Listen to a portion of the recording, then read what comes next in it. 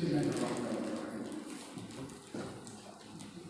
Assalamualaikum warahmatullahi wabarakatuh.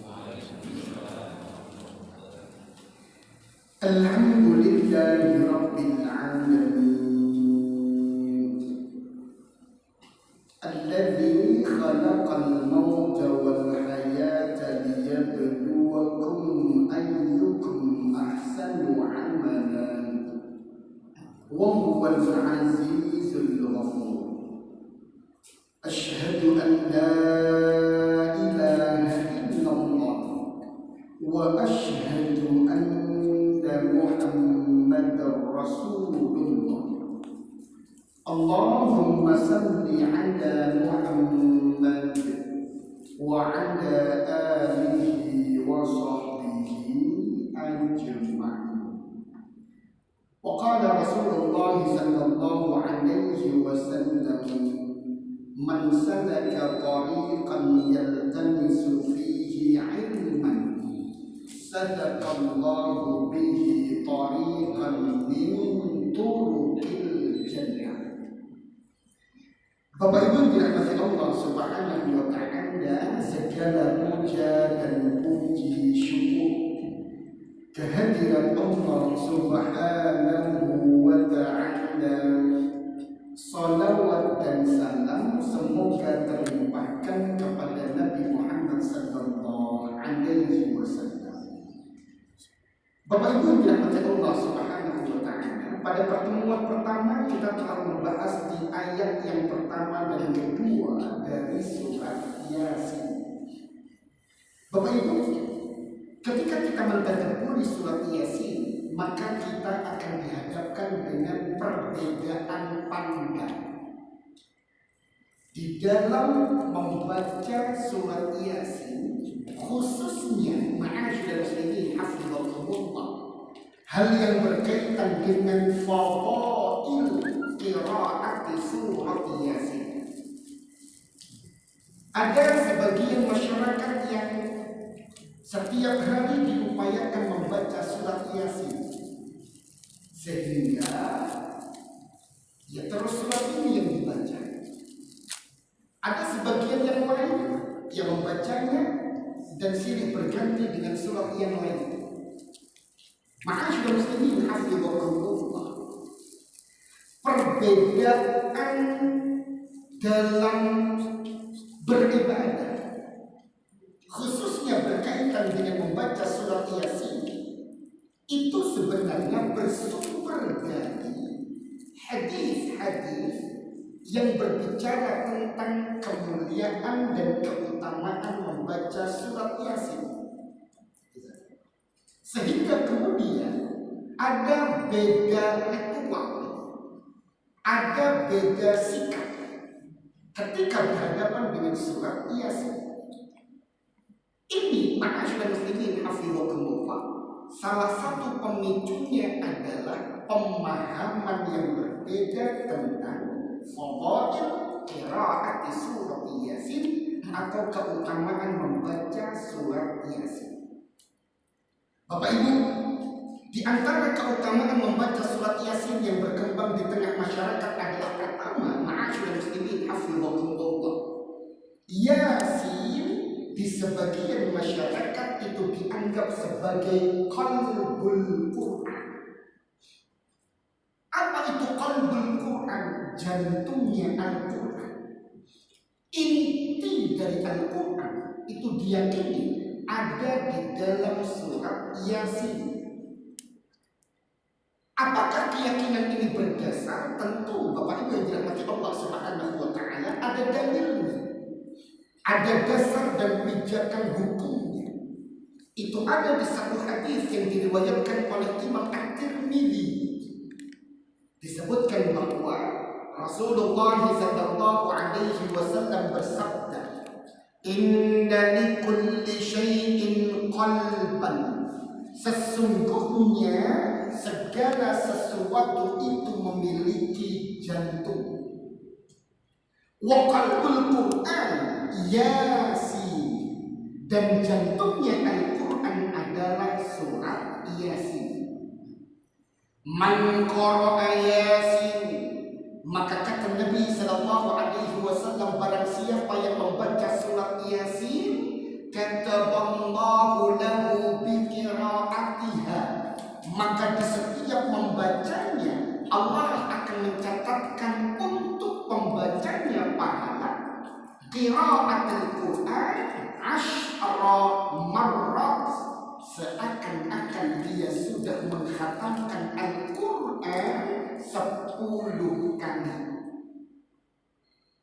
Bapak Ibu, satu hadis ini menyebutkan Yasin adalah jantungnya Al-Quran, dan barang siapa yang membaca surat Yasin maka dia mendapatkan pahala seakan menghatamkan Al-Quran 10 kali.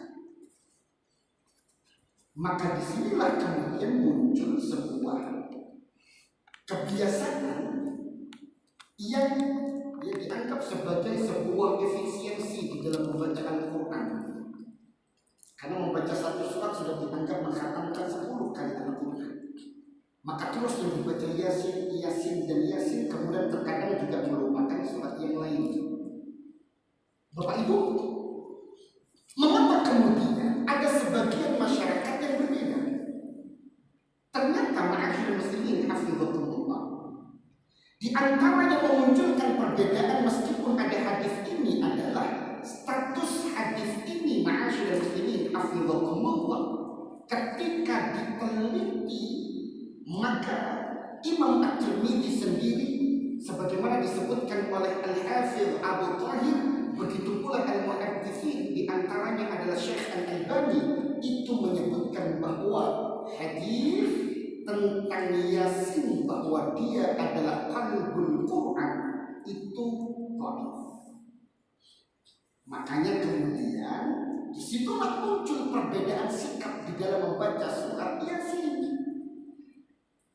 Maka yang setiap hari yang dibaca Yasin kemudian melupakan, kadang-kadang juga sebagian masyarakat melupakan surat yang lain, sehingga surat ini dikeluarkan dari Al-Quran ada khusus Yasin itu. Mungkin meyakini bahwa di setiap kali membacanya seperti menghatamkan 10 kali Quran. Sedangkan yang tidak mengamalkannya memposisikan surat Yasin sebagaimana surat-surat yang lain, yang tentu kalau dibaca ya pasti ada fadilah dan kemuliaannya, tapi tidak sebesar yang termaktub dan terungkap dalam hadis ini, dikarenakan meyakini sebagaimana yang dinilai oleh al-muhadditsin bahwa hadis ini lemah. Bapak Ibu, tentu di dalam bersikap kita memilih mana yang kita yakini hadisnya sebagai sandaran yang kuat atau tidak. Tapi kita juga tidak harus menyalahkan dan kemudian mengklaim bahwa mereka sesat juga tidak, karena meyakini bahwa hadis ini sahih sehingga mengamalkannya. Ma'asyiral muslimin hafizakumullah. Yang kedua, Bapak Ibu yang dirahmati Allah Subhanahu wa taala, ada keyakinan tentang fadilah membaca surat Yasin adalah keutamaan ketika membacakannya untuk orang-orang yang akan meninggal. Qiraatuhu 'alal amwat. Membacakan surat Yasin untuk mereka yang akan meninggal itu bagian dari sunnah Nabi sallallahu alaihi wasallam. Apakah ini ada dasar hukumnya? Ada.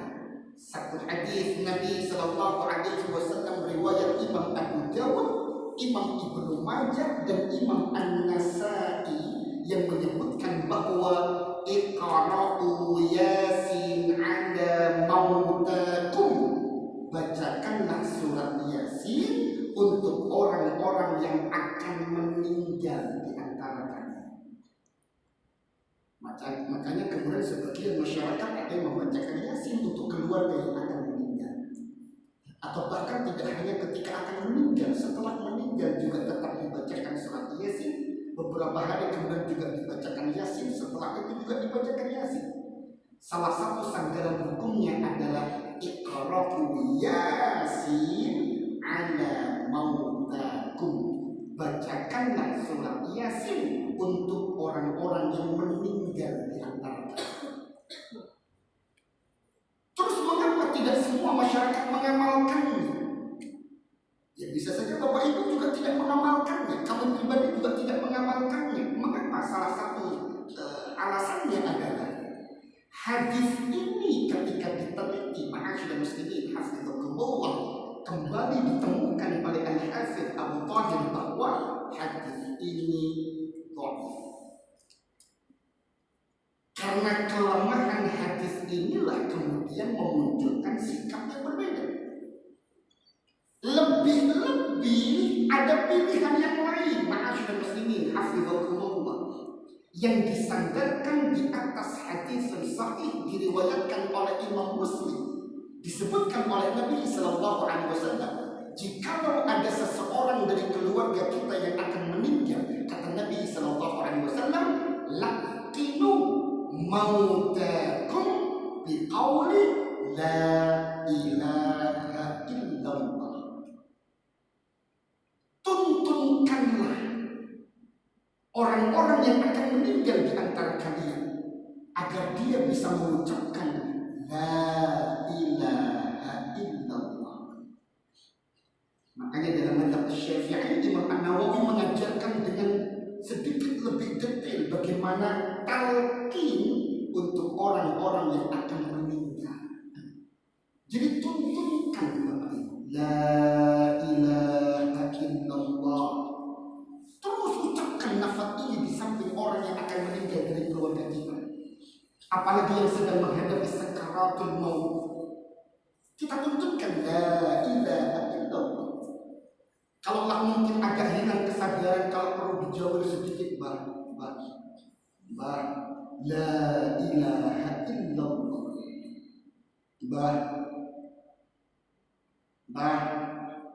la ilaha illallah. Tuntunkan. Ketika kemudian sudah sempat Bapak Ibu yang dirahmati Allah Subhanahu wa Ta'ala, keluarga kita tersebut mengucapkan la ilaha illallah, kata Imam An-Nawawi, cukup. Semoga saja itu menjadi ungkapan dan ucapan terakhir. Karena dalam hadis riwayat Imam Al-Bukhari dan Imam Muslim, man kana akhiru kalamihi la ilaha illallah dakhala jannah. Orang yang di akhir ucapan sebelum kematiannya ia ucapkan la ilaha illallah, maka dia dijamin surga. Kecuali Bapak Ibu setelah itu beliaunya mengucapkan sesuatu yang lain. Setelah mengucapkan la ilaha illallah, tanya-tanya tentang anaknya, kok datang anakku atau jadi Samarinda Surabaya berapa jauh? Tuntunkan lagi la ilaha illallah. Karena kalau tidak dituntunkan dan kemudian kematian menjemput, berarti akhiru kalamihi bukan lagi la ilaha illallah, tapi akhiru kalamihi tentang tiket pesawat. Atau jangan pula kemudian kita yang memancing beliaunya untuk mengucapkan sesuatu yang lain. Kalau sudah la ilaha illallah, la ilaha illallah, la ilaha illallah, mengucapkan la ilaha illallah, alhamdulillah. Jangan terus diucapkan atau dipancing untuk menjawab sesuatu yang lain. Entah tanya makanan lah, entah tanya minuman, tapi minum obat, tahu teh, tahu campur. Nanti ucapkan tahu campur. Luntungkan lagi, talqin lagi. Bapak Ibu dirahmati Allah Subhanahu wa Ta'ala. Jadi untuk fadilah yang kedua ini, mengapa kemudian kita berbeda pandang? Atau sebagian masyarakat lebih tepatnya berbeda pandang dalam urusan bersikap tentang membaca Yasin untuk orang-orang yang akan meninggal. Jadi kalau kita ditanya apakah ada dalilnya, ini dalilnya Iqra'u Yasin 'ala mautakum. Tapi mengapa kok berbeda pandang? Karena hadisnya dhaif. Sehingga orang bersikap dengan hadis yang dhaif itu berbeda. Sebagian masyarakat menyebutkan meskipun ini dhaif, tapi dia hadis yang bisa diamalkan. Tapi sebagian yang lain, ketika ada hadis sandaran yang lebih kuat, mengapa tidak mengamalkan yang lebih kuat? Dan kemudian menyisihkan sesuatu yang meragukan atau dhaif. Makanya dalam kaidah fiqhiyah itu disebutkan bahwa tinggalkan utruk ma yuribuka ila ma la yuribuka. Tinggalkanlah sesuatu yang meragukanmu. Nah, ketika sandaran hadisnya lemah, itu kan membuat kita ragu. Dan datangilah sesuatu yang tidak membuatmu ragu. Nah, ketika ada satu hadis yang ternyata statusnya itu lebih kuat, tentu itu membuat kita lebih tenang. Bapak Ibu yang dirahmati Allah Subhanahu wa Ta'ala. Yang ketiga, perbedaan pandang tentang surat Yasin itu juga ada pada sebuah kebiasaan qira'atuhu bil-lailah. Membacanya di malam hari. Bapak Ibu, sebagian masyarakat membaca surat ini diupayakan malam hari. Nanti pada malam-malam tertentu surat ini kembali yang dibaca. Ya bisa saja malam Jumat, bisa saja malam yang lain, yang penting di malam hari. Apakah itu ada dalilnya? Ada. Ma'asyiral muslimin hafizhakumullah. Sandaran hukumnya adalah satu hadis Nabi sallallahu alaihi wasallam yang menyebutkan bahwa man qara'a surat Yasin fi lailatin, barang siapa yang membaca surat Yasin pada satu malam, asbaha maghfuran lah, maka di pagi harinya dia nol dosa. Bapak Ibu, makanya kemudian ada sebagian yang suka untuk membaca surat Yasin pada malam hari. Karena ketika membaca surat tersebut, dosanya dihapuskan oleh Allah Subhanahu wa Ta'ala di saat datang pagi hari. Terus mengapa kemudian orang berbeda pandang? Akhirnya tidak semua muslim mengamalkan ini. Sekali lagi ma'asyiral muslimin hafizhakumullah, setelah diteliti kembali, maka muncul sebuah kesimpulan yang disebutkan oleh Imam Ibnul Jauzi, Al-Muhaddits Imam Syaukani, Al-Muhaddits Syekh Muhammad Amr Abdul Latif, dan Al-Muhaddits Syekh Muhammad Salih Al-Munajjid. Itu menyebutkan bahwa hadis ini statusnya lemah. Bapak Ibu, apalagi kemudian ada sandaran-sandaran yang lain yang statusnya lebih kuat. Ada banyak surat-surat yang dicontohkan oleh Nabi Sallallahu Alaihi Wasallam ketika malam hari. Itu afdolnya apa yang dibaca? Sebagaimana hadis riwayat Imam Muslim, Nabi Sallallahu Alaihi Wasallam kalau menjelang tidur itu kaffa jama'at kaffai, thumma qara'a qul huwallahu ahad, wa qul a'udzu birabbil falaq, wa qul a'udzu birabbin nas. Beliau terbiasa di setiap malam itu mengumpulkan kedua tangan beliau dan kemudian membaca 3 surat perlindungan. Setelah itu ditiupkan halus dan diusapkan di bagian badan yang terjangkau. Itu hadisnya sahih. Begitu pula hadis yang diriwayatkan oleh Imam Muslim, kebiasaan Nabi Sallallahu Alaihi Wasallam yang mulia ketika malam itu membaca 2 ayat terakhir dari surat Al-Baqarah. Man qara'a bi ayataini min akhir suratil Baqarah kafatah.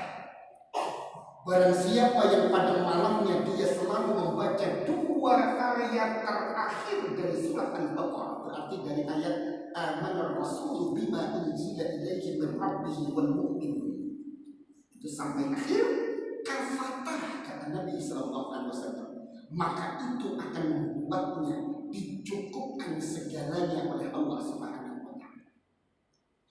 Dicukupkan rasa amannya, dicukupkan rasa tenangnya.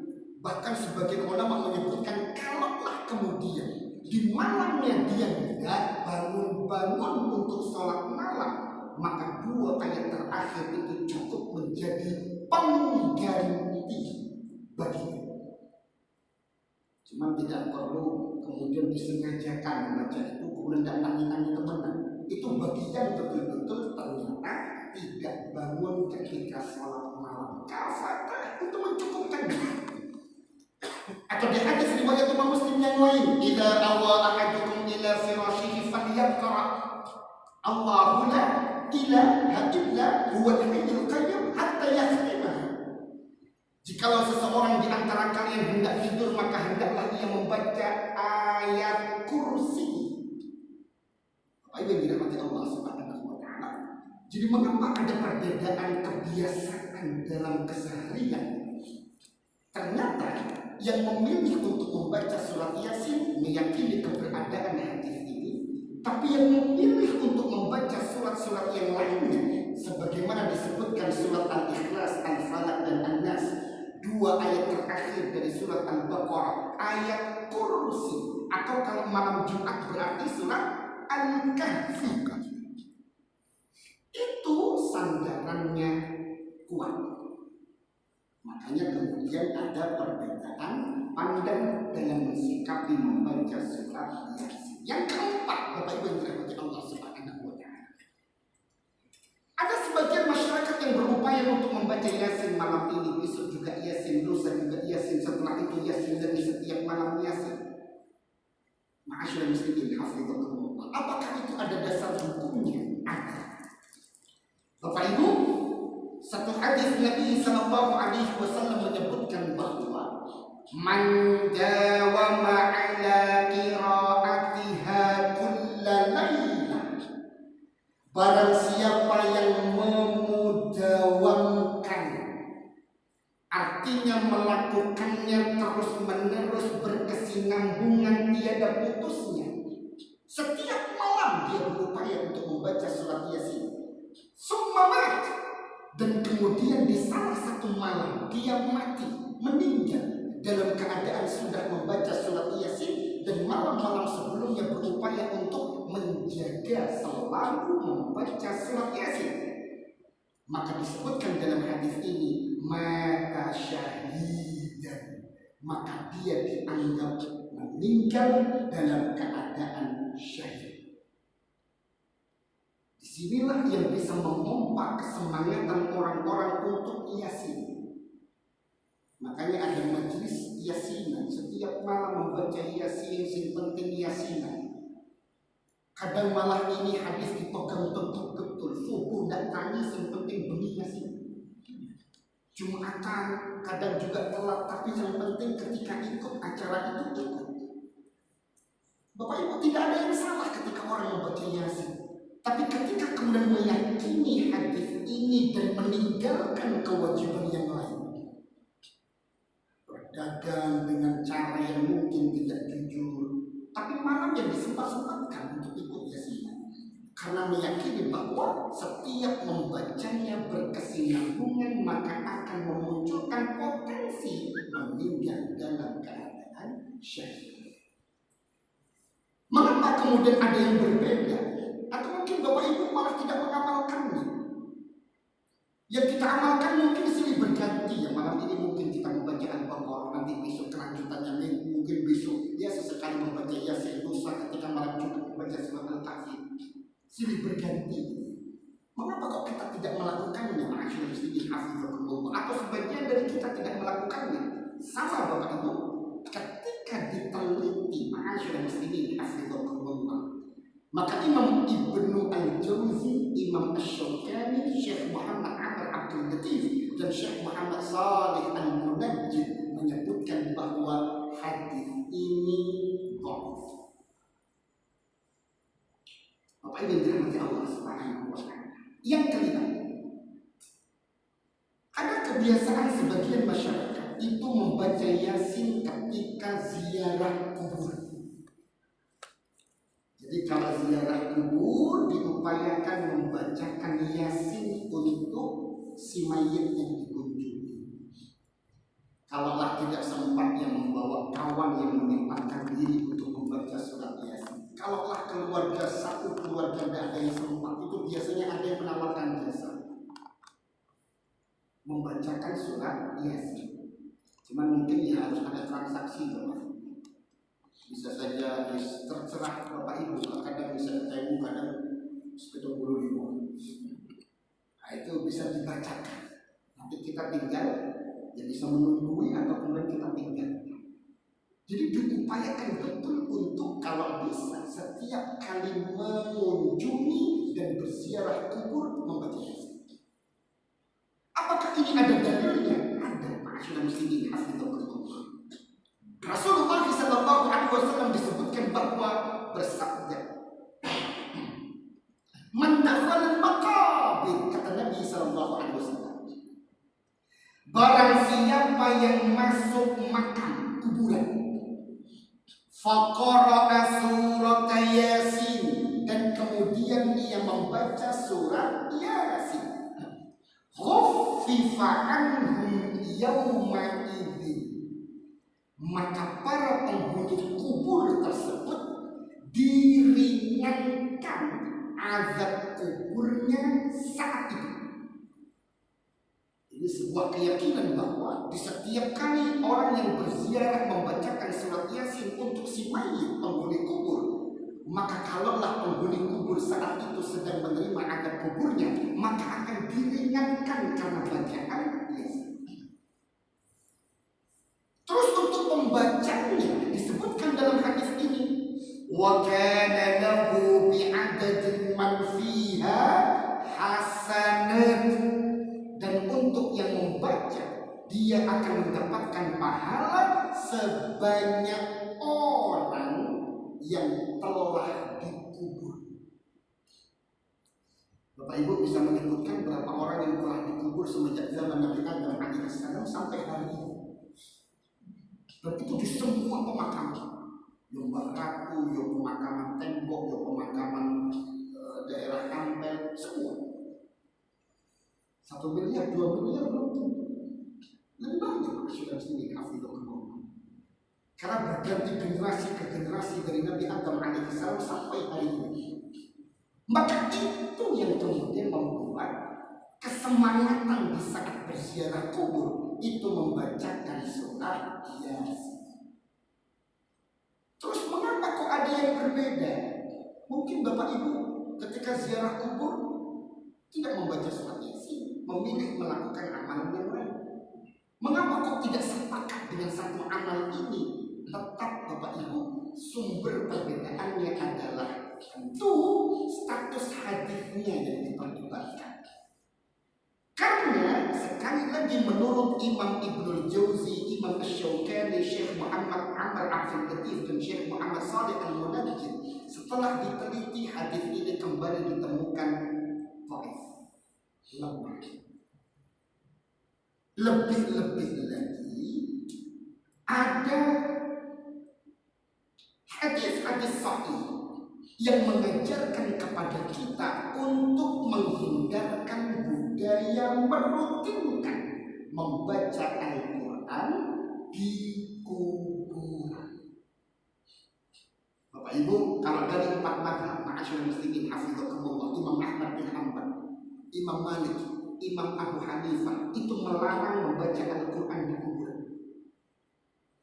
Terus bagaimana posisi Imam Asy-Syafi'i? Bahkan Imam Asy-Syafi'i tidak pernah membicarakannya, tidak pernah menjadi pembahasan dalam mazhab Asy-Syafi'i. Imam Asy-Syafi'i tidak pernah membahas hukum membaca Al-Quran di kuburan.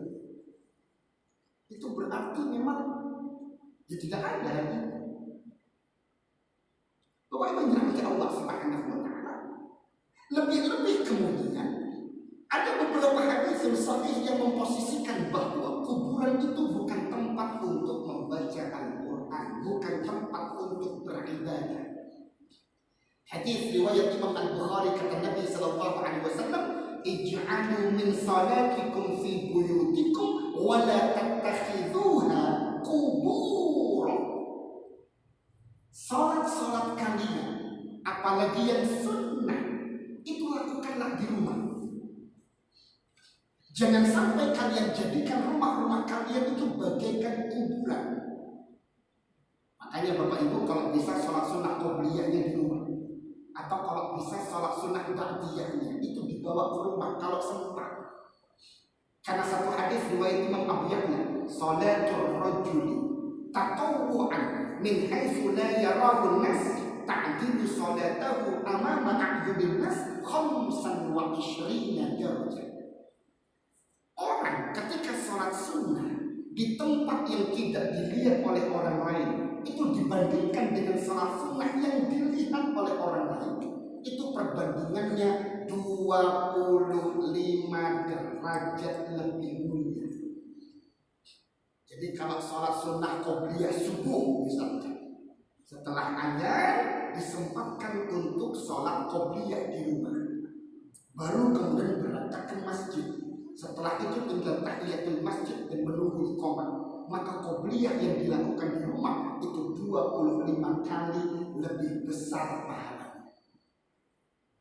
Atau ba'diyah isya misalkan, kalau tidak ada kegiatan majelis ilmu, maka ba'diyahnya dibawa ke rumah, itu 25 kali lebih besar. Cuman memang tantangannya juga berat.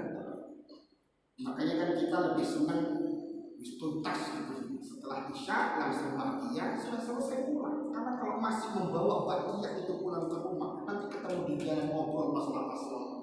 Nanti belum lagi mampir ke dinas, belum lagi ngobrol ini, masuk ke rumah ketemu putu, sudah beda lagi. Atau lewat televisi sudah beda lagi. Akhirnya tidak sholat ba'diyah. Makanya memang ada yang memilih, ya sudahlah di masjid saja. Ketika ditingkatkan derajatnya 25 derajat lebih mulia, ya karena memang tantangannya berat. Masyaallah muslimin hafizakumullah. Makanya ketika Nabi sebutkan, jangan engkau jadikan rumahmu seperti kuburan.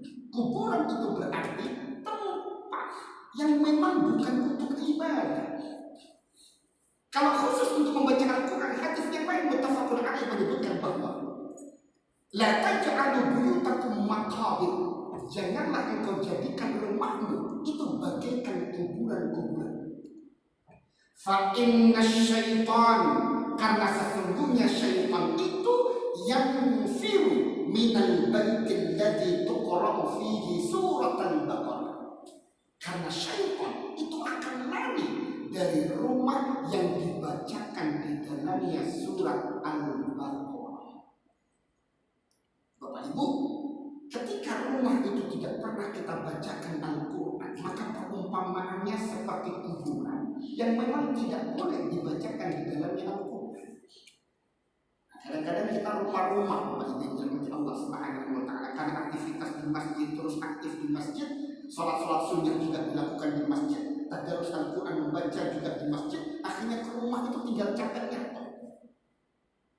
Maka kadang-kadang rumah itu gersang dari bacaan-bacaan Al-Quran. Akhirnya ditegaskan oleh Nabi SAW, jangan engkau jadikan rumahmu seperti kuburan yang tidak pernah dibacakan di dalamnya Al-Quran. Dan memang tidak boleh. Hadis riwayat Imam At-Tirmidzi, Rasulullah SAW menegaskan, la'anallah al-yahuda wan nasara ittakhadhu qubur anbiya'ihim masajid. Orang-orang Yahudi dan orang-orang Nasrani itu dilaknat oleh Allah Subhanahu wa Ta'ala karena mereka menjadikan kuburan-kuburan para nabi itu menjadi tempat-tempat beribadah. Masjid tempat mereka beribadah. Apa yang dirahmati Allah Subhanahu wa Ta'ala? Maka disitulah muncul beda pandang. Yang satu ketika berziarah berupaya membaca surat Yasin, sebagian yang lain berupaya untuk melakukan sunnah-sunnah apa yang dicontohkan oleh Nabi SAW ketika ziarah kubur dan tidak membaca surat Yasin. Ma'asyiral muslimin hafizakumullah. Hal yang lain yang diyakini menjadi fadilah membaca surat Yasin adalah Yasin 5 quri'at fiyah. Yasin itu menjadi sebuah jembatan dikabulkannya sesuatu sesuai dengan yang diniatkan. Kepengen jodoh, baca Yasin, niatkan ketemu jodoh. Kepengen rezeki lancar, baca Yasin, niatkan rezeki lancar. Kepengen apa lagi, baca Yasin, masukkan niat apa yang kita inginkan, kemudian baca Yasin. Karena Yasin 5 quri'at lahu, Yasin itu akan mendapatkan sesuatu kepada pembacanya sesuai niatan yang dia masukkan. Cuman sayangnya Bapak Ibu, kalau 5 hadis sebelumnya itu diteliti dhaif, untuk yang ini ternyata maudhu. Maudhu itu berarti lebih parah lagi, maudhu itu palsu. Makanya ketika membaca Yasin, ya sudah lillahi ta'ala. Tidak harus dimasukkan niatan-niatan tertentu. Kalau mau meminta, mintanya di dalam doa yang kita bacakan setelah kita membaca Yasin atau setelah kita membaca surat yang lain. Bapak Ibu dirahmati Allah Subhanahu wa Ta'ala. Maka ketika kemudian kita mendapatkan hadis dhaif, bahkan yang terakhir itu maudhu. Terus bagaimana kita bersikap dengan surat ini? Bapak Ibu, posisikan surat Yasin sebagaimana surat-surat yang lainnya. Dia adalah surat mulia, bagian dari Al-Quranul Karim yang sudah kita kaji pada ayat yang pertama dan kedua, betul-betul memiliki keagungan dan kebesaran. Cuma kalaulah tidak ada satu hadis pun yang sahih tentang keutamaan khusus tentang Yasin, maka bukan berarti surat ini tanpa keutamaan. Tetap ada keutamaannya.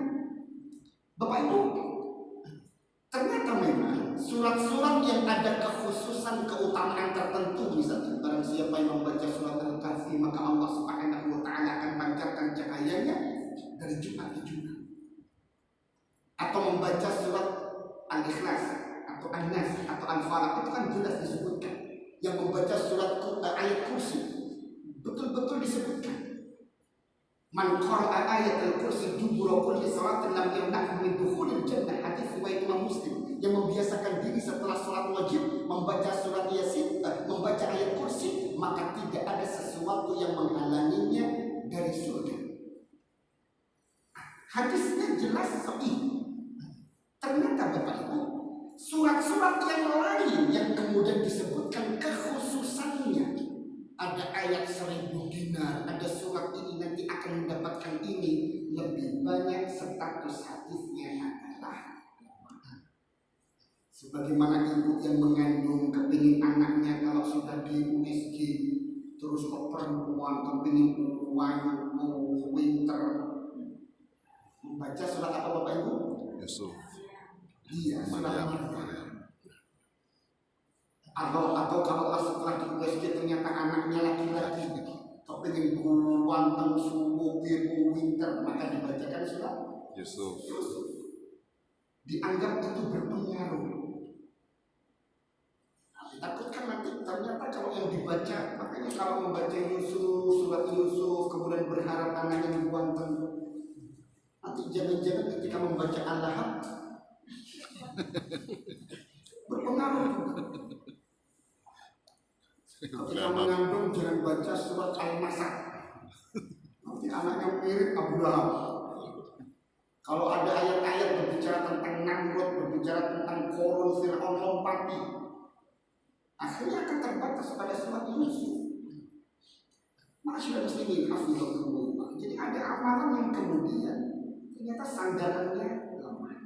Maka sikap terhadap Yasin yang ternyata kemuliaan dan keutamaannya itu hadisnya dhaif atau bahkan maudhu, maka bagaimana kita memposisikannya?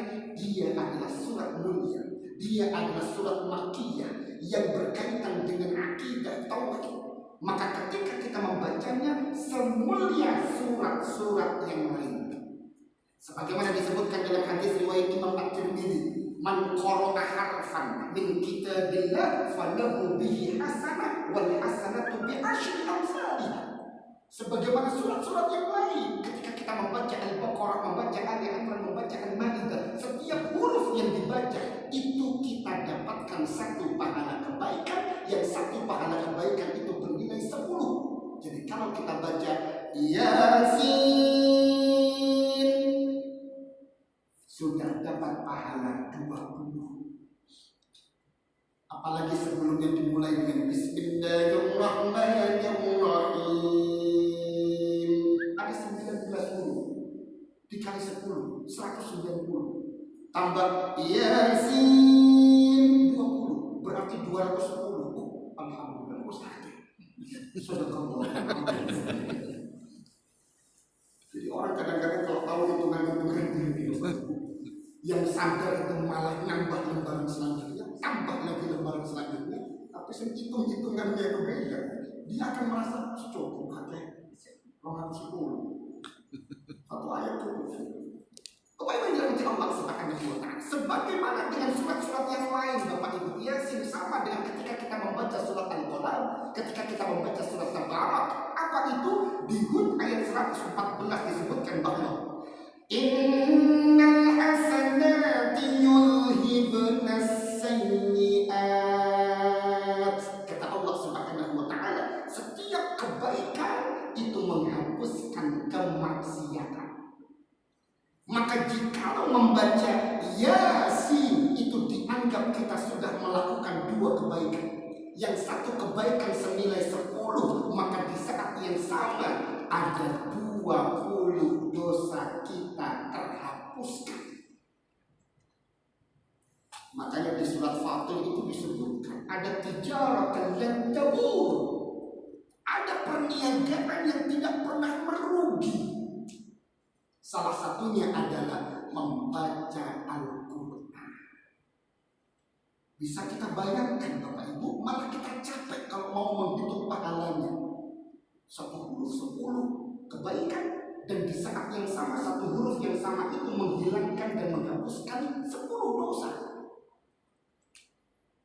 Nah kalau kita membaca ayat-ayat selanjutnya misalnya Yasin wal Qur'anil Hakim,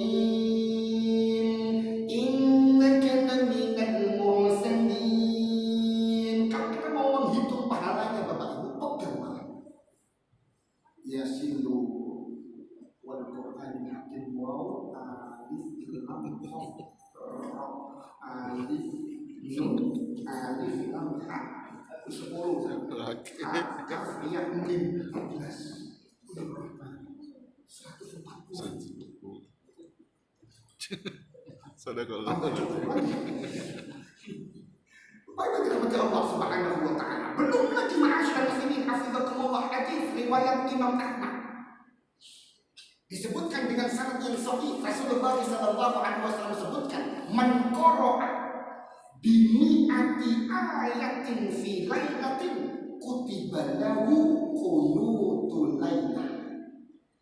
Barang siapa yang di satu malam itu mampu membaca 100 ayat, maka dia dianggap mendapatkan pahala seakan dia sholat malam. 1 malam suntuk. 1 malam suntuk itu berarti Bapak Ibu tidak mandek-mandek sholat. Semenjak maghrib sholat terus lanjut setengah 7 sampai isya tetap sholat. Tidak mandi-mandi sampai setengah 9. Lanjut sampai jam 12 malam. Lanjut lagi jam 1 terus. Baru berhenti ketika ya Rasulullah, berhenti. Itu namanya sholat malam 1 malam suntuk. Ada yang pernah mengamalkan itu Bapak Ibu? Tidak ada. Yang sering malah 1 malam sumpah. Ketika kita ingin mendapatkan pahala sholat malam 1 malam suntuk, ma'asyiral muslimin hafizakumullah, baca 100 ayat. Nah, ini kembali lagi kalau hitung-hitungan matematik Bapak Ibu. 100 ayat itu, kalau yang kita pilih surat Yasin, itu akan lebih cepat menggapai 100 ayat. Karena ayatnya enteng-enteng. Yasin 1 ayat, wal Qur'anil Hakim 2 ayat, innaka laminal mursalin 3 ayat. Tuntas Yasin itu ada berapa ayat? 60. Berapa Bapak Ibu lupa? 69 atau 68. Sudah menambah sedikit. Dibandingkan kalau Bapak Ibu memilih membaca surat Al-Baqarah. Ini kalau kejar-kejar setoran 100 ayat. Kalau membaca Al-Baqarah itu, Al-Baqarah 1 ayat itu bisa 4 baris 5 baris. Apalagi ayat yang paling panjang tentang ekonomi itu 1 lembar utuh itu 1 ayat. Nah, makanya lebih enak memang untuk mengejar 100 ayat yang baca Yasin. Tapi tidak hanya Yasin, surat Al-Qalam itu juga pendek-pendek, Al-Baqarah juga pendek-pendek. Atau kalau mau cepat lagi, ulang Al-Fatihah 10 kali sudah 70. 11 kali 77. Nanti tinggal ditambah berapa ayat. Artinya ini kalau hitung-hitungan orang matematika cepat mengajar setoran 100 ayat. Tapi Bapak Ibu, disitulah keutamaan besar bacaan. Maka sudah mesti dikafirullah. Lebih lagi, membaca Yasin atau membaca surat yang lain ada keutamaan yang paling besar lagi. Apa itu Bapak Ibu? Ketika kita ingin mendapatkan kenikmatan berlebih dalam membaca Al-Quran, maka baca di saat sholat. Hadis riwayat Imam Muslim. Kata Nabi Sallallahu Alaihi Wasallam, Nabi bertanya kepada para sahabat, "Ayuhibbu ahadukum ila idza raja'a ila ahlihi an yajida fihi thalatha khalifatin 'idhamin siman?" Apakah seseorang di antara kalian itu ingin jikalau pulang ke rumah dia mendapatkan hadiah, yang hadiah itu lebih mahal dari 3 ekor onta, kuwedi gede, luwemu lemu, matang. Itu terjemahan dari kata thalatha khalifatin 'idhamin siman. Para sahabat tentu mengatakan, "Bala ya Rasulullah." Ya tentu iya wahai Nabi. Apa kata Nabi Sallallahu Alaihi Wasallam? "Fathalathu ayatin yaqra'u bihinna ahadukum fi salati."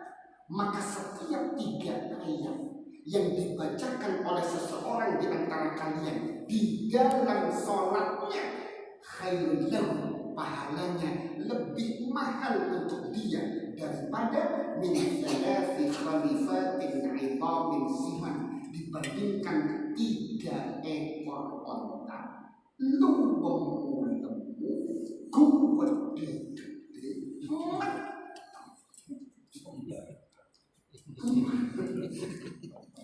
apa yang dirahmati Allah Subhanahu wa Ta'ala. Makanya Bapak Ibu, ketika kita sholat tambah ayat lagi, karena itu berlaku kelipatan. Kalau kita uangkan, kalau itu hitungan duniawi kita uangkan, 1 ekor onta itu Bapak Ibu rata-rata 30 sampai 40 juta. Luwemu sudah kuwedi itu pun ya bisa 80, bisa 100 kali 300 juta. Itu di setiap 3 ayat 300 juta, setiap 3 ayat 300 juta. Maka kalau ada imam tarawih Bapak Ibu baca surat kok lama gak mari-mari, bersyukurlah. Karena itu menambah 300 juta, tambah lagi 300 juta, tambah lagi 300 juta. Malah kalau ada imam kok cuma membaca Al-Kautsar, kalau perlu nanti kalau kesini baca Al-Qalam satu surat. Jadi 1 rakaat 1 surat, nanti rakaat kedua yes tuntas 20 atau juz ke-29. Karena setiap 3 ayat Bapak itu keberkahan yang lebih mahal dari 3 ekor onta, luwemu kuwedi matang.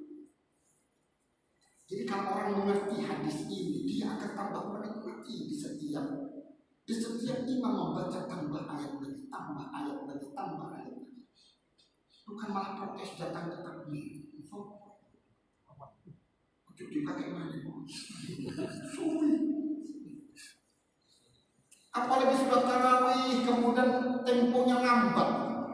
Katanya, apa Bapak Ibu? Tarawih 12 rakaat.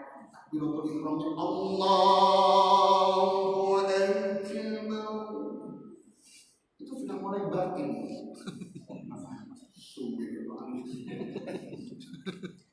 Alhamdulillahi Rabbil Alamin.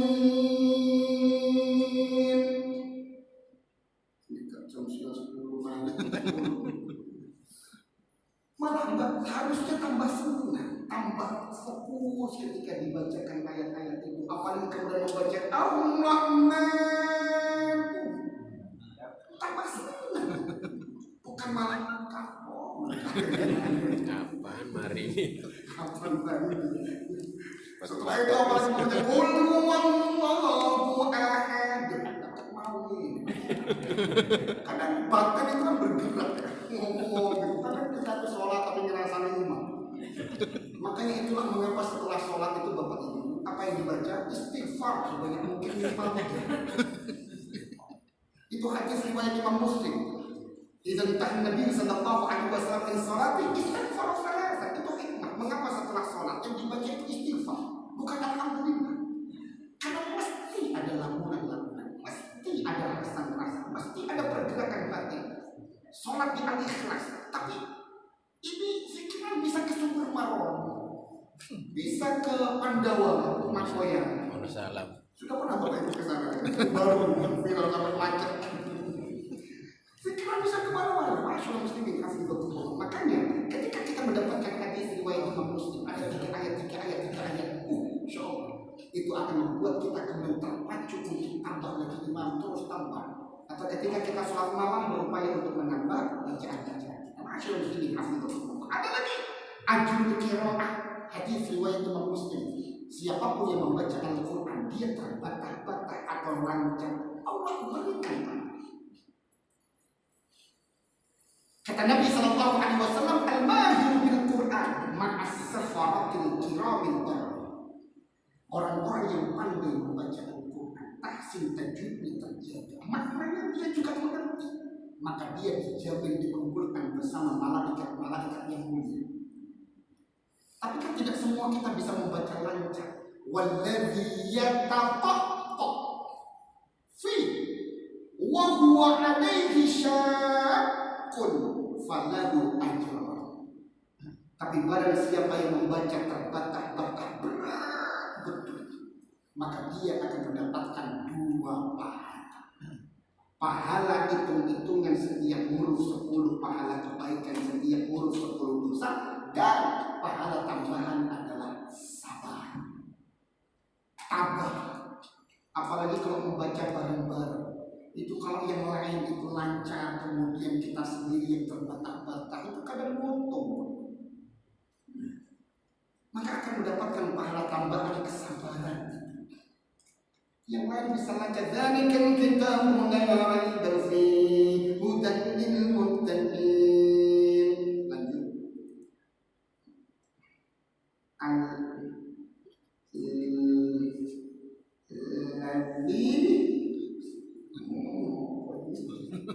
Kan ada ya? Itu lanjutkan. Jangan potong. Karena akan ada 2 pahala yang tetap Allah gerojokkan untuk kita. Mana kalau potong rugi kita. Itu kenikmatan ketika membaca Al-Quran. Meskipun terbata-bata, Allah berikan 2 pahala. Ma'asyiral muslimin rahimakumullah. Begitu pula ada syafaat. Makanya ada tulisan di salah satu Al-Quran itu, bacalah ia karena ia akan menemani. Itu betul sahih itu hadisnya. Rasul sallallahu alaihi wasallam dalam hadis riwayat Imam Muslim menyebutkan bahwa iqra'ul Qur'an fa innahu ya'ti yaumal qiyamah syafi'an li ashabi. Bacalah Al-Quran karena dia akan mendatangimu menjadi syafi' yang memintakan syafaat kepada Allah agar kemudian diringankan beban kehidupan kita di akhirat. Masyaallah muslimin hafizahumullah, dan itu termasuk ketika kita membaca Yasin dan tentu surat-surat yang lain. Maka posisi kita ketika kita membaca Yasin, masyaallah muslimin hafizahumullah, ketika kita tidak meyakini hadis-hadis yang lemah tadi, bukan berarti kita tidak membaca Yasin. Karena kadang sebagian masyarakat suka membaca Yasin, sebagian yang lain malah menghindari Yasin karena takut mungkin dianggap yasinan. Ya sudah, wong itu surat mulia di dalam Al-Quran. Kadang ketika kita murojaah bareng-bareng, ketemu surat Al-Baqarah dibaca bareng-bareng, murojaah ya sama-sama belajar bagaimana tata cara membaca Yasin dan tajwid. Tapi ketika ketemu Yasin dilempati karena takut nanti dianggap kok Yasinan? Tidak juga. Karena ini bagian dari ayat yang mulia. Masyaallah muslimin hafizahumullah.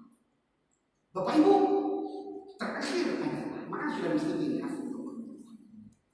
Terlepas dari segala perbedaan Bapak Ibu, ini adalah surat Makkiyah, surat tentang akidah, tentang tauhid.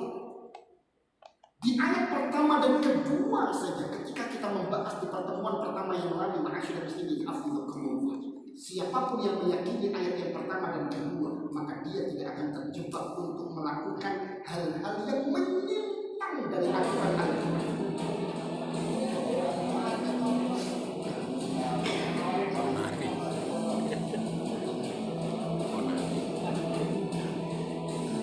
Sampai pada ayat Al-Quran Al-Hakim kita tidak akan meyakini ini.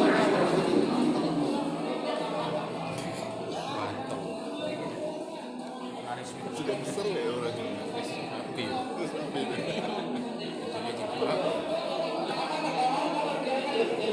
tabungannya agak berat ya.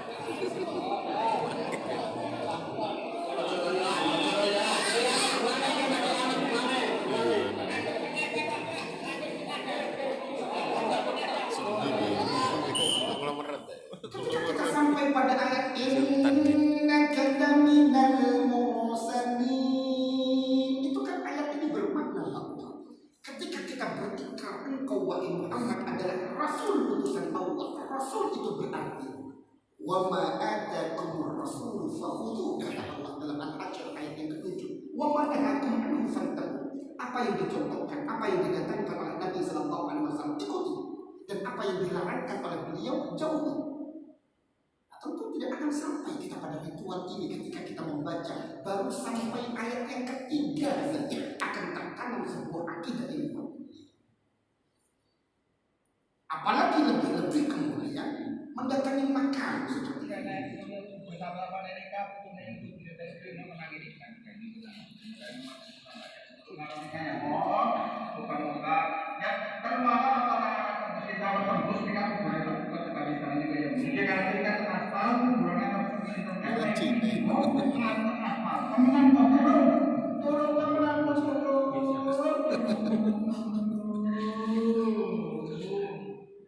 Supaya dirahmati Allah Subhanahu wa Ta'ala.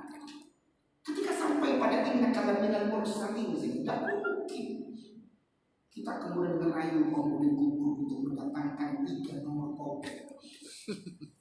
Sampai dirayu potolong kuning mentuku tak aspal jalan kaki. Tak tambahi wifi indigo. Pokoknya terhadap Allah Subhanahu wa Ta'ala. Atau masyarakat muslimin hafizakumullah, terlepas dari perbedaan pendapat, kita sudah bahas ini.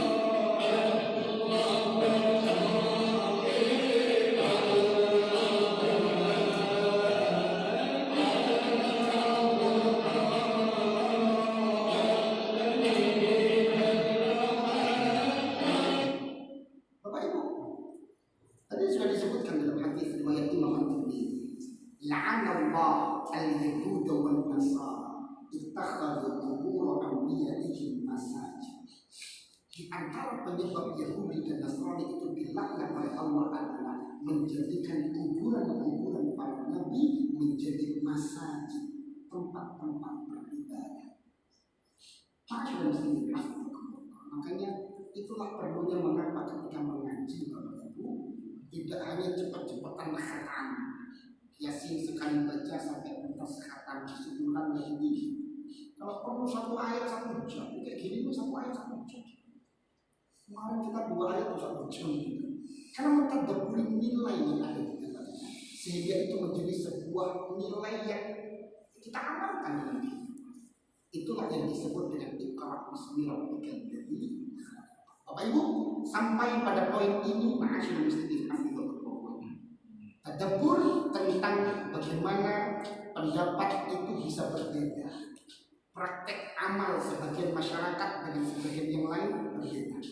Bukan karena tidak ada dalil, ternyata memang ada dalil, tapi perbedaan status dalil itulah yang membuat orang berbeda pandang. Kadang sama-sama sahihnya itu beda pandang, bisa saja mungkin ma'asyiral muslimin hafizahullah. Apalagi yang satu dhaif, lebih mauquf, yang satu kemudian sahih. Itu Bapak Ibu yang bisa kita kaji, semoga menambah khazanah mengapa kemudian di kita, di Indonesia, bahkan di dunia tentang Yasin ini selalu memunculkan perdebatan yang tiada habis, perbedaan yang bisa saja terus ada.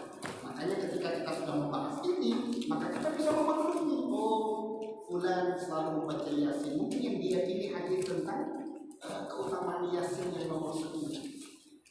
Cuman saya tetap tidak mengikuti karena ternyata hadisnya perbedaan tetap dalam ranah perbedaan, tapi jangan sampai memunculkan konflik ide. Karena yang menang nanti orang kafir. Kalau hanya perbedaan yasinan dan tidak yasinan dalam kita sampai tidak bertemu sama, yang menang orang kafir. Bapak Ibu, sampai pada poin ini mungkin ada yang perlu dipertanyakan. Tidak ada alhamdulillah, tidak ada alhamdulillah, tidak ada. Beban saya tambah ringan kalau tidak. Iya, Sebagaimana yang dijelaskan tadi, ada hadis yang doif, ada yang hadis yang sahih, gitu. Sebetulnya yang berwenang untuk mengatakan kalau hadis itu doif itu siapa, Ustaz? Maksudnya apakah ada suatu kayak perkumpulan khusus imam-imam atau gimana? Dan apa mungkin orang-orang yang tidak mengatakan bahwa hadis itu doif itu mungkin punya pandangan sendiri karena imamnya tidak mengatakan hadis itu doif gitu. Bapak Ibu, itulah keuntungan kita ketika masyarakat muslimin hafizahumullah. Ada imam-imam besar yang fokus betul, dia meneliti, menelaah, mengumpulkan dalam kitab-kitab. Ada kutubus, ada kutubus sitah. Ada dua sahihain yang itu derajatnya di bawah Al-Quran. Setelah Al-Quran, kitab sahihain. Imam Muslim betul-betul mengeksplor semua kesempatan beliau untuk mengumpulkan hadis-hadis sahih. Jadi diteliti betul. Ya, tentu ada kompetensi tertentu, ada kemampuan. Tidak semua orang sudah bisa menilai hadis ini sahih atau hadis ini sahih. Karena misalkan yang terakhir Syekh Al-Albani misalkan, itu ada juga yang kemudian berbeda pandang. Sekalian Bapak, sama juga tentang hadis tentang isyraq misalkan, sholat syuruk, hadis riwayat Imam At-Tirmidzi itu ternyata dalam majelis tarjih kita itu didoifkan. Sebagian yang lain menyebutkan itu sahih. Kalau di kita malah doif. Ketika kita mensikapi itu masyarakat muslimin hafizahumullah, sudah ambil saja ini sholat isyraq dalam makna sholat duha di awal waktu. Terlepas kalaulah dia ada keutamaan umroh gratis, haji gratis, alhamdulillah. Jika mensikapi itu contoh bagaimana hadis tentang sholat isyraq yang berhadiah haji dan umroh. Sebagian mensahihkan hadis riwayat Imam At-Tirmidzi ini, sebagian yang lain ternyata melihat ada satu riwayat yang dhaif sehingga membuat status hadis ini menjadi lemah. Kalau itu tidak masalah, tinggal kemudian kita ambil satu keyakinan yang mana, atau ambil jalan tengah. Al-khuruju minal khilafi mustahabbun. Ketika keluar dari sesuatu yang diperdebatkan itu lebih disukai. Itu tadi, mengambil jalan yang tengah. Kalaulah kemudian kita meyakini bahwa hadis tentang sholat isyraq atau sholat syuruk itu dhaif, apakah kemudian kita meninggalkan sholat syuruk? Ya tidak juga, karena dia adalah sholat duha di awal waktu. Tidak masalah. Jadi selama hadisnya itu masih dalam perdebatan, sebenarnya ada hak untuk ikhtiar, ada atau memilih, ada hak untuk memilih. Kemudian siapa yang berhak? Tentu ulama-ulama dengan kapasitas yang mumpuni. Ada Imam Ahmad, ada Imam Al-Baihaqi, ada Imam Ibnu Majah, ada Imam At-Tirmidzi, ada Imam At-Tirmidzi sama dengan Imam At-Tirmidzi. Ada tentu yang tidak dilakukan lagi Imam Al-Bukhari dan Imam Muslim. Kalau yang mutaakhirin ada Syekh Al-Albani, ada Syekh Saleh Al-Munajjid, itu beliau memang fokus dalam urusan menilai. Sampai ada kumpulan hadis-hadis palsu itu penelitiannya sangat detail, makanya bukan lembaga sebenarnya, tapi ada pribadi-pribadi yang kredibel untuk meneliti kesahihan hadis tersebut, dan kemudian ternyata ada pribadi yang lain juga meneliti dan ada ketercocokan. Sebagaimana kalau kita membaca ada hadis muttafaqun alaih, itu berarti Imam Al-Bukhari menganggap hadis ini sahih, Imam Muslim juga menganggap hadis ini sahih. Karena ada hadis yang dianggap sahih kuat oleh Imam Muslim, tapi tidak dianggap sahih kuat oleh Imam Al-Bukhari. Tapi ada hadis yang sama-sama disahihkan oleh kedua imam besar dalam ilmu hadis, makanya menjadi muttafaqun alaih. Jadi penelitian tentang hadis memang penelitian yang sangat detail dan ilmiah, dan Allah jaga itu karena hadis adalah sumber hukum yang kedua setelah Al-Quran. Jadi muhaddisin kita dijaga oleh Allah Subhanahu wa taala. Termasuk kalau sekarang ada lembaga-lembaga tertentu. Kalau di Muhammadiyah ada majelis tarjih. Di Nahdlatul Ulama ada bahsul masail. Di Majelis Ulama Indonesia juga ada lembaga yang meneliti betul ketika ada permasalahan ini, diteliti betul hadis ini sahih atau tidak. Tentu rujukannya kutubut tis'ah atau kutubut sittah. Tetap dari para muhaddisin yang besar. Ada yang lain Bapak Ibu? Oh iya, tadi penjelasan yang mengatakan bahwa ada perdebatan hadis sahih, yang satu yang mengatakan hadis dhaif. Kita harus keluar dari situ, tapi tetap mengerjakan. Ini tetap mengerjakan berarti kan ya? Karena dia ini saya jadi bingung nih kalau dijawab semacam ini. Karena yang saya tahu, kita yakin hadis itu mana, itu aja dikerjakan. Karena kalau ditarik semacam Ustaz tadi bilang, tetap dikerjakan, kita ambil yang terbaik. Kata gitu. Ini yang jadi masalah ketika hadis dhaif, kata contoh Yasinan aja lah, langsung. Kalau kita menganggap itu hadis dhaif misalkan, pasti kita nggak kerjakan. Bukan berarti terus mengatakan masa nggak dikerjakan. Itu gimana menyikapi, kita bingung saya. Bapak Ibu, biasanya Bapak Ibu hadis dhaif itu berkisar tentang fadhailul a'mal. Mungkin yang kami sampaikan dari ulama lengkap atau syukur juga ditegaskan. Contoh misalkan sholat duha. Sholat duha itu sandarannya kokoh, hadisnya kuat. Makanya mengapa kok tetap kita kerjakan sholat duha? Karena sandarannya kokoh. Hadis Bukhari Muslim membicarakan tentang sholat duha. Hadis riwayat Imam Abu Dawud, Nabi Sallallahu Alaihi Wasallam kalau setiap kali selesai sholat duha beliau membaca Allahumma ghfirli wa tub alayya innaka antat tawwabur rahim. Itu sahih riwayat Imam Abu Dawud. Itu mengalahkan doa Allahumma inna duha wal baha, bahkan itu tidak ada hadisnya. Jadi artinya ada sandaran kokoh tentang sholat duha itu sahih. Perbedaannya adalah di hadis yang diriwayatkan oleh Imam At-Tirmidzi tentang fadilah sholat duha di awal waktu. Satu menyebutkan bahwa man shallal ghadata fi jama'atin, barang siapa yang sholat subuh berjamaah, summa qa'ada yadhkurullaha hatta tatlu'a asy-syams, kemudian dia duduk di masjid tempat dia sholat sampai terbit matahari, summa shalla rak'atain, dan kemudian dia sholat 2 rakaat, kana lahu ka'ajri umratin wa hajjatin tamat, maka baginya pahala haji dan umrah sempurna. Hadis ini Bapak Ibu, sebagian para muhaddisin menyebutkan ini sahih. Tapi di beberapa artikel yang kami baca, salah satunya Majelis Tarjih Muhammadiyah itu menyebutkan ini dhaif. Perdebatan dan perbedaan hanya pada fadilah. Mengapa tadi kami katakan tetap sholat duha? Kalau kasusnya seperti ini, tetap kita sholat duha di awal waktu. Terlepas kalau misalkan hadis itu ternyata sahih, dapat haji umroh gratis, tanpa buat visa, tanpa nanti 20 tahun. Jadi pagi sholat isya itu saling memanggil Pak Haji, Bu Haji, karena sudah berhaji begini. Kalau hadis itu ternyata dhaif, kita tetap melakukan yang sandarnya kuat, sholat duha. Nah itu maksudnya. Jadi perbedaannya hanya di fadhail. Nah, beda dengan sama dengan Yasin misalkan. Yasin. Orang membaca Yasin setiap malam karena dia berkeyakinan fa in mata syahidan. Man dawama ala qiraati Yasin summa mata syahidan. Jadi hadis ini tidak dikatakan. Tapi ternyata hadisnya lemah. Tapi apakah kemudian kita tidak boleh membaca Yasin? Ya tentu boleh.